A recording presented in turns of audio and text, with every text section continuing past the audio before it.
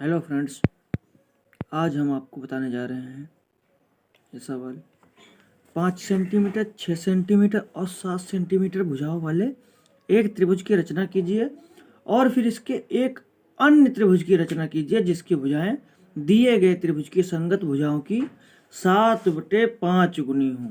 ठीक, तो इनको हम करने के लिए सबसे पहले हमको सबसे बड़ी रेखा को खींचना पड़ता है।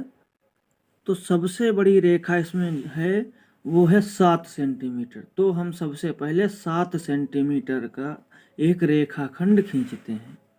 हमने क्या किया, 7 सेंटीमीटर का एक रेखाखंड खींचा। देखो ये हमारा 7 है, यहाँ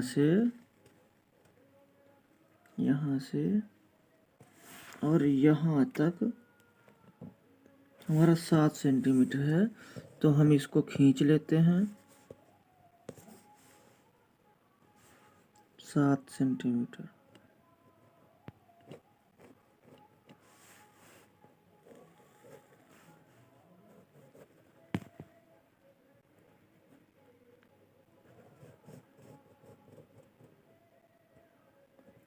ये हमारा 7 सेंटीमीटर का एक रेखाखंड हो गया। इसको हम लिख देते हैं 7 सेंटीमीटर। इसके नाम दे देते हैं ए और इसका नाम बी रख देते हैं।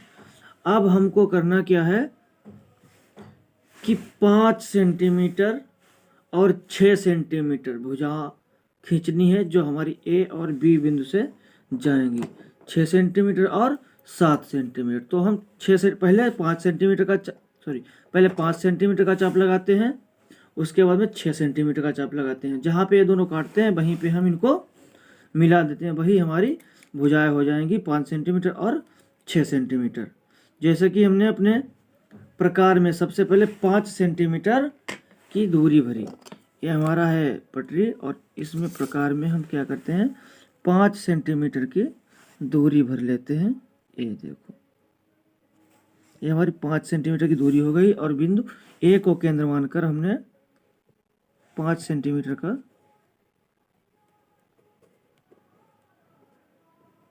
चाप लगा दिया। अब उसके बाद में बिंदु बी को केंद्र मानकर 6 सेंटीमीटर का चाप लगाते हैं। तो हमने 6 सेंटीमीटर की दूरी भर ली और यहाँ से यहाँ तक की 6 सेंटीमीटर की दूरी भरकर और बिंदु बी से चाप लगा दिया हमने।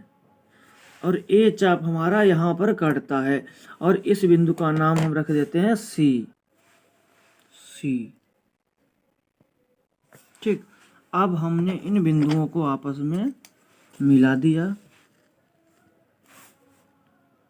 यहाँ से ए को मिला दिया हमने और यहाँ से बी को मिला दिया हमने।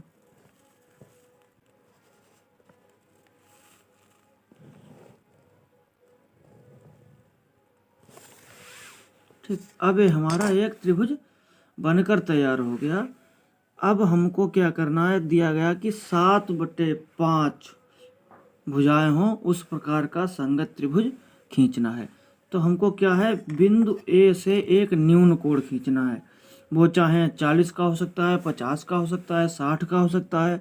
आप लोगों की जैसे मर्जी वैसे खींच सकते हैं। तो हमने क्या किया, यहाँ से एक न्यून कोण खींचा जो हमारा यहाँ से यहाँ तक जाता है।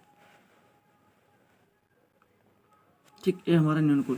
अब इस पर हमको बराबर 7 पार्ट बनाने, 7 भाग करने। तो हमने इसमें एक छोटी सी दूरी भर ली है। ठीक, और इस पर 7, 1 2 3 4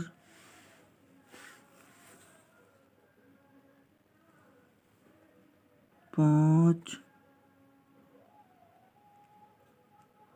6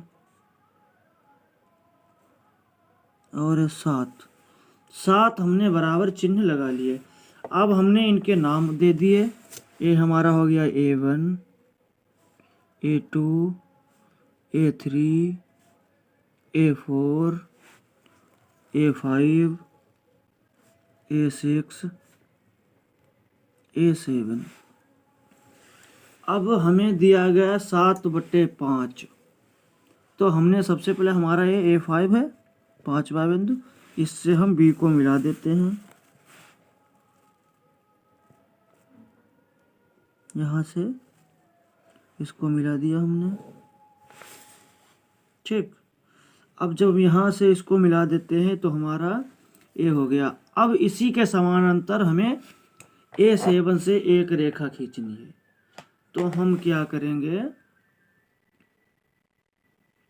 एक चाप लगाएंगे हम ए से।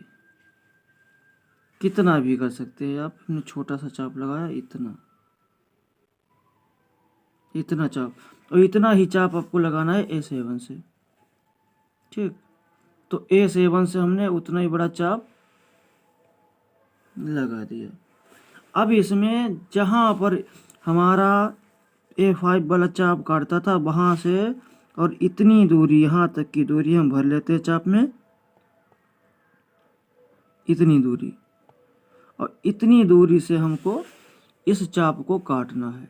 यहाँ से इसे काट देते हैं, हमारा ए कट के आया।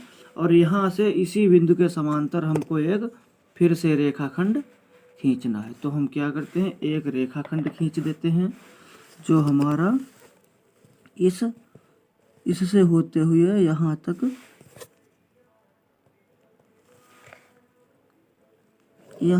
जाता है, ठीक।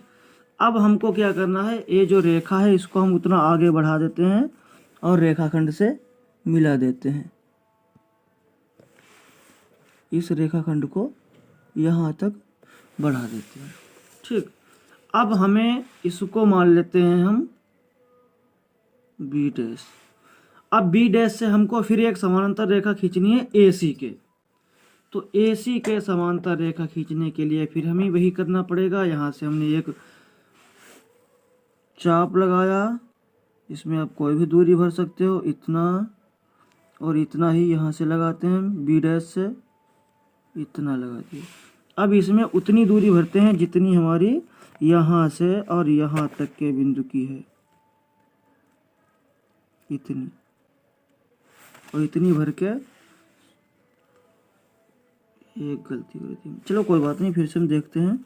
यहाँ से हमने जितनी दूरी भरी थी इतनी, ठीक, यहाँ से इतना लगाया, और सेम वही हमने बताया था बिंदु B से लगाना है। और जहाँ पर जितना बड़ा ये चाप काटता है हमारा, यहाँ से और यहाँ तक का, इतने से ही हमें ये B से जो चाप लगाया था उसको भी काटना है। तो इस बिंदु से हमने यहाँ से इस पर काट दिया। अब हमने क्या किया, जहाँ पर हमारा ये बिंदु काटता है वहाँ से हमने इसको आगे बढ़ा दिया।